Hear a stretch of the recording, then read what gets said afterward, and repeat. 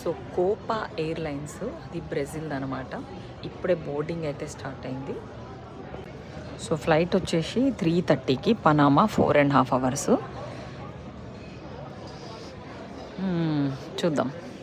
So ఈ Austin ఎయిర్పోర్ట్లో wifi connectivity బాగానే ఉంది. వైఫై మీదనే షార్ట్స్ అయితే నేను అప్లోడ్ చేస్తున్నాను.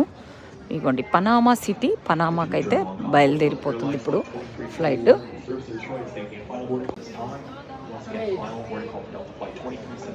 అక్కడి నుంచి కూడా మళ్ళీ కోపా ఎయిర్లైన్సే. సో పనామాలో 2 గంటల లేఓవరు, రైట్ ఆన్ టైము ఫ్లైట్ మాత్రం.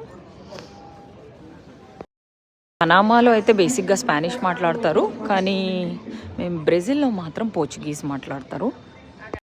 ఒక ఇంపార్టెంట్ విషయం ఏంటి అంటే మేమైతే చెక్ ఇన్ లగేజెస్ ఏమీ తీసుకోలేదు. టోటల్ ట్రిప్ 10 రోజులు. ఇప్పుడు ఈరోజు శనివారం కదా, మళ్ళీ రిటర్న్ వచ్చేది సోమవారం తెల్లవారుజామున రిటర్న్ అవుతాము. సో సోమవారం కాదు, మంగళవారం.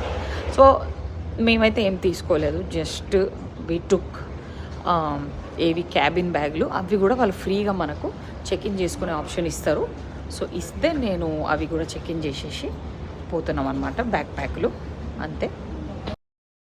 కోపా ఎయిర్లైన్స్ పనామాకి అయితే పోతున్నాం చెప్పిన కదా. చూడండి సీటు బాగానే ఉంది, మరీ చిన్నగా ఏం లేదు, కూర్చోవడానికి మంచిగానే ఉంది. ఇగోండి ఇక్కడ ఛార్జింగ్ ఉన్నట్టుంది, టేబుల్ ఇగోండి. Yeah charging ports, charging cable పెట్టుకోవడానికి. తర్వాత స్క్రీన్ ఒకటి ఉంది అండ్ హెడ్ ఫోన్స్ కూడా ఇస్తా అన్నాడు ఇంగ్లీష్.